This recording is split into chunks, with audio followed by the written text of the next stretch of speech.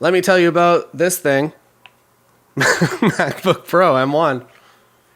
Let's do it.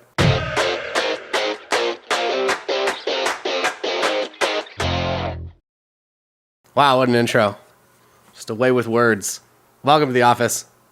I'm going to tell you all about my new laptop here that I will be doing everything with, both in the office as well as on the road. It's all as one now.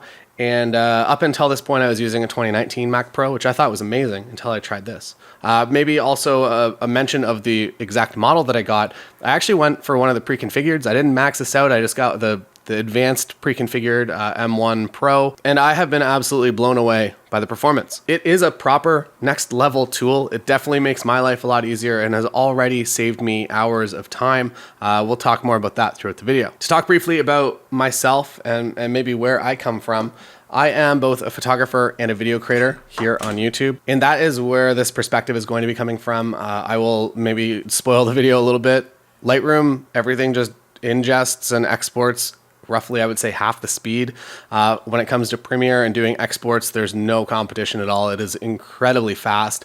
Also, you never hear the fans. So usually if I'm rendering something or I'm playing unrendered footage or whatever it might be, I'm usually hearing some sort of fan noise and it's getting over my microphone and I have to move the mic away in order to do voiceovers while I'm recording and in Premiere.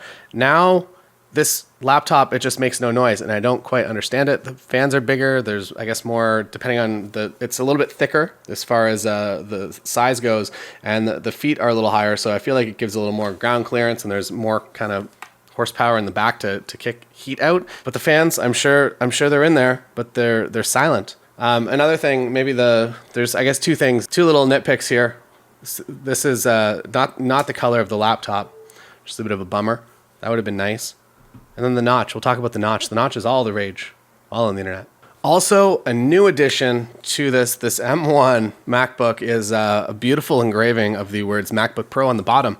That was the first thing I noticed whenever I picked this up. I was like, wow, I wasn't impressed with this computer, and now I'm very impressed with this computer all of a sudden after viewing this beautiful engraving. I do wish that it came with Ryan Reynolds' signature engraved in the bottom, but what can you do? Let's talk a little bit more about the physical side. They went back to the things that everyone wanted, and the reason that a lot of people didn't upgrade to the newer Mac Pros. You have an HDMI port. It's not the best HDMI port in the world. There's one that's better than it. I don't know why they didn't put that in. And then there's a card slot, so an SD card slot. But again, they did UHS 2 and not UHS 3, but it's still, the convenience to just have one in there is absolutely amazing and something that I use literally every single day of my life. Your laptop charges a lot faster, which is great. And when you export my 2019 Mac Pro, it actually, it would drain the battery even when you were plugged in. I would end up at like 95% after a big export. Now you can do it on battery power and it takes like 1 to 2%. I don't know what they've done to this computer to make that happen. But when plugged in, it definitely doesn't drain your battery. Regardless of the size of the media that you're trying to export, within reason, I haven't done any 8K with this yet, but maybe soon. I don't know. I don't know if I'm sold on 8K yet. MagSafe is back, which I am so thankful for. Here, doesn't really matter. When I'm out in the world traveling and bringing the laptop around, I am very, very happy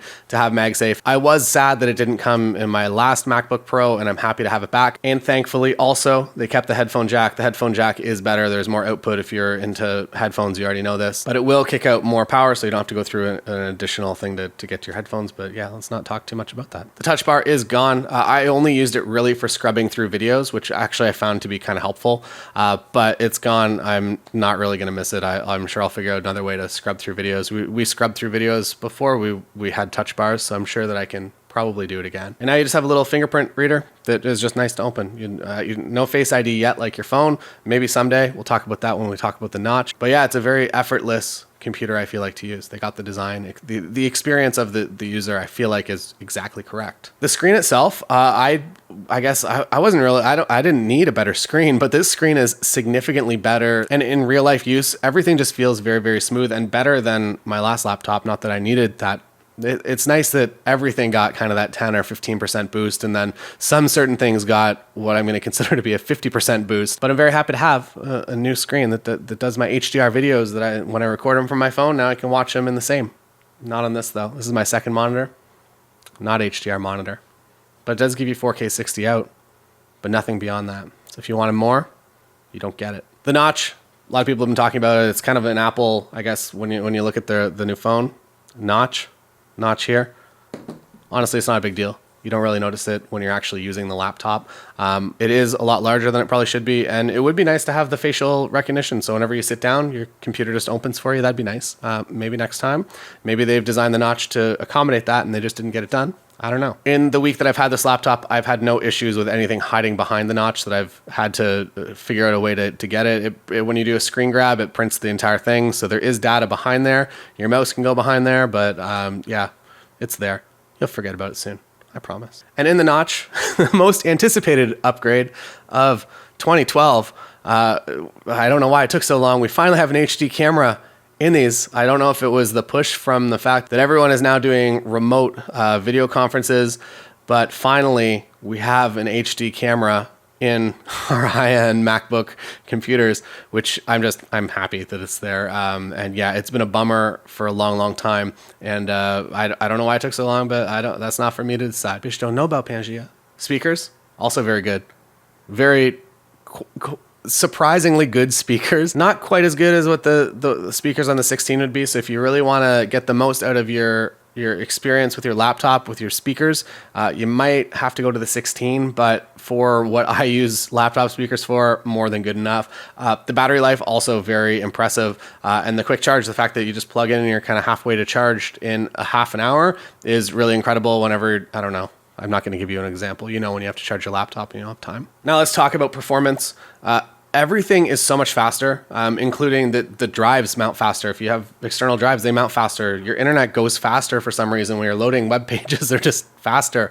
When it comes to actual tools that you use for your business, if you're in Lightroom or you're in Premiere or you're in Final Cut, everything will just be faster than you could ever expect. For Premiere and for exporting specifically and playing non-rendered footage, that what usually when you hit the space bar and you're like, all right, play, you kind of got to sit there. Even on one of the 2019, you kind of sit there and you're waiting, and then it starts, and maybe it's a 2-second delay.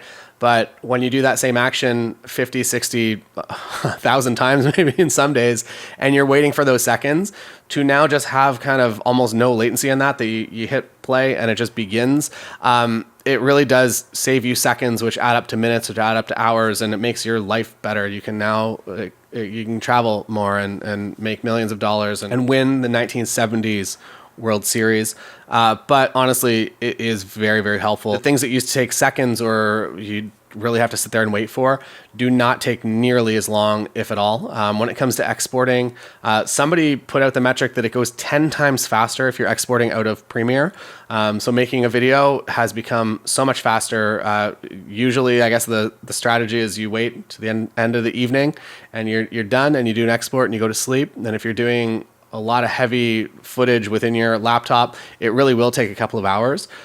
For what I usually do as far as editing goes, I am usually using either 4K footage or maybe 1080, 60 frames a second footage. So not making the computer do nearly as much heavy lifting, but a 4K video is still going to take me maybe 15, 20 minutes to export.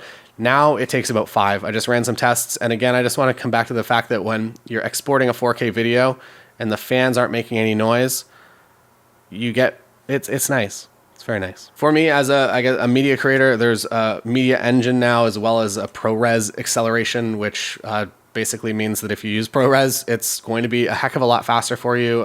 Big files, very easy to work with on this laptop. If you're interested in specific benchmarks, somebody's probably already tested the program that you want them to test or the industry that you want them to test. I will say from real life experience, it does seem like everything happens at a minimum half as much time as it would have on my old computer when it comes to importing to Lightroom. Very, very fast. When it comes to exporting from Lightroom, also very, very fast. When it comes to batch processing in Photoshop, also very, very fast. That's kind of, I guess, the reason to get this computer is if you are kind of up against those upper limits all the time and you're waiting for your computer to catch up with what you want to do, now all of a sudden it's going to do everything so much faster and it's going to get you your time back again so you can win the 1970s World Series. I am absolutely confident in saying if you're looking for a time to upgrade your laptop, that this is the one to upgrade to. I guess it, again, depends on the tool that you need. If you need more advanced video editing, there are options for you for what I do, for YouTube content, for 4K video editing, for Lightroom, for a bunch of other things that are roughly as processor intensive when it comes to audio as well. This 14-inch MacBook Pro does everything that I could ever need. I am very, very happy with it. And yeah, I can't suggest it enough. That's all. We'll go back to photography content on the channel now. It's almost became a tech channel for a minute there. I didn't talk nearly enough about GPUs and things that are relevant to that market. But hopefully, if you're a photographer or a video creator, this reaffirmed your decision. You're probably already sold on it. And if this was that tiny little kick to get you a little bit closer, I think it will actually save you a lot of time. So if it is within the budget and it is a tool that you do require, it is, yeah, it's my recommendation. And it's my recommendation because one, it works at home. It does everything you could ever need. And also it travels well. Also, the 16, I feel like it's also very, very good. If I was a little bit more home-based, I might consider that. 16-inch might be a little closer to the limits of that my specific backpack. We don't need to talk about backpacks today. This is hand sanitizer that I got on an airplane. See you again another time. Don't forget to subscribe. Please like this video because it probably helps. We don't know. Again, we don't know. One day we'll figure it out. If YouTube can tell us, it'd be awesome. If not, that's fine too.